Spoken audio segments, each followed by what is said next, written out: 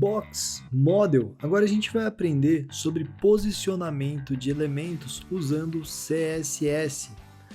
É importante você saber que o HTML ele trata todos os elementos, textos, imagens e etc. como uma box model, certo? Então todos os nossos textos já têm em volta deles uma box model. Para você entender um pouco melhor, imagina que o seu conteúdo é o centro dessa caixa, né? Esse content. Depois, a gente vai ter o padding. Esse padding é o espaço entre o seu conteúdo, né? E, por exemplo, um próximo conteúdo. Seria o que separa ele, como que separa um texto, né? Uma borda, qualquer coisa assim. Depois vem o border, que é a borda em si, certo?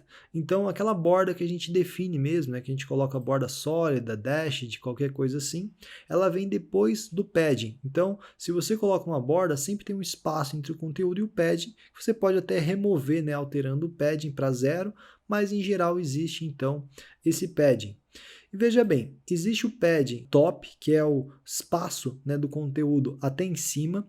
Existe o bottom, que é a parte de baixo, né, o conteúdo, o espaço que ele tem da borda embaixo. O left e o right, né? Então depois vem a borda em si e depois vem a margem ainda. A margem é o que separa a borda do elemento do próximo elemento em si, certo? Então existe o padding que separa o elemento da borda, depois existe a borda, depois existe a margem que separa a borda de outros elementos, ok? Então a gente pode ver isso na prática naquele projeto que a gente já estava trabalhando, né? Que é o projeto das fontes.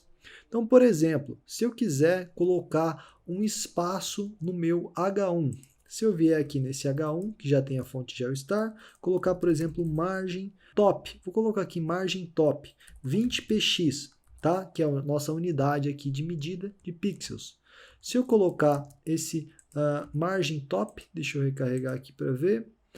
Maravilha. Se eu colocar, ele continuou igual. Se eu colocar 40 de margem top, aí sim ele vai para baixo. Aí por que ele não foi para baixo com o 20? Porque ele já tinha uma borda de 20 ou superior, qualquer coisa assim. Se a gente vier e inspecionar esse elemento, a gente pode ver aqui embaixo, ó, qual é a borda do elemento. Essa aqui é uma box model, ó. Nosso conteúdo, padding, borda e margem, certo? O próprio browser mostra para a gente e deixa a gente até alterar na mão, ó. Ó, a margem dele era exatamente 20. Eu posso até modificar aqui temporariamente nessa box model, certo? Ok, então a gente consegue colocar uma margem top, conseguimos colocar, por exemplo, uma margem left, né? Colocar 30 de margem left aqui nele, recarregar, e ele ficou com uma margem na esquerda. Poderia colocar uma margem na direita, poderia colocar uma margem embaixo também, né? Só para você ver, uma margem bottom, poderia colocar aqui 100px e recarregar, ele jogaria, né, o outro elemento para baixo. Quando eu inspeciono esse elemento, se eu encontrar ele aqui, o H1, você pode ver essa parte em laranja que é mostrada para mim, são as margens, né? Você está vendo essa margem bem grande aí de 100 que eu coloquei para separar ele dos outros. Existe uma maneira de definir todas as margens de uma vez, ao invés de eu ter que definir a margem left, margem bottom, que é simplesmente escrever margem, e aí aqui eu coloco a margem de cima primeiro, por exemplo, 45px, depois eu venho e coloco a margem da direita, depois aqui no caso 0px, depois eu coloco a margem de baixo, que seria, por exemplo, 200px, vamos exagerar aqui, e depois a da esquerda, eu vou colocar aqui então 28px. Se eu recarregar, você vai ver então que eu tenho um grande espaço embaixo, tenho um espaço em cima, tenho um espaço na esquerda, certo? Ó, você pode ver que as minhas margens estão bem delimitadas. Poderia até colocar alguma coisa aqui na direita, 100, por exemplo. Se eu recarregar e inspecionar, você pode ver que agora o laranja ele está maior do lado direito também, que é o que eu coloquei de margem, certo? Então é possível colocar a margem para todas as partes.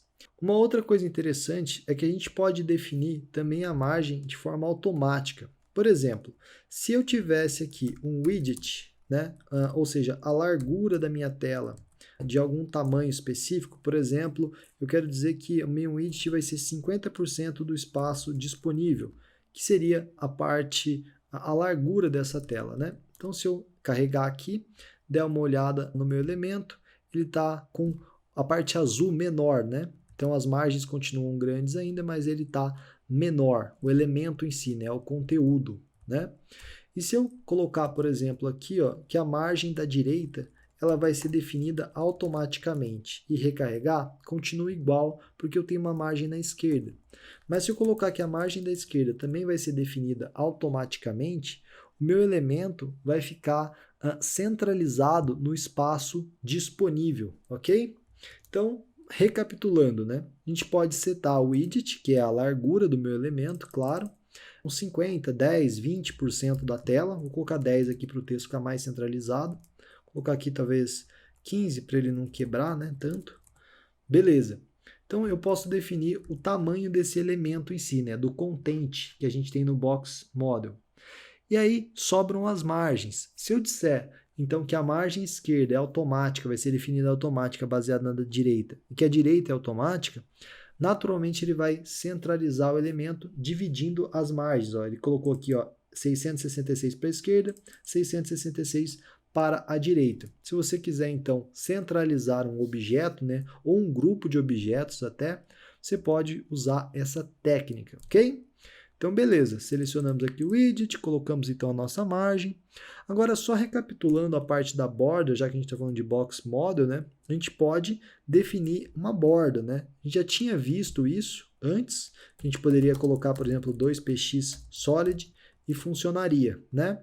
Então, só para você olhar aqui, ó, a gente tem então o padding, tem a borda ó, de 2px, o padding é o que separa a gente dela. Maravilha?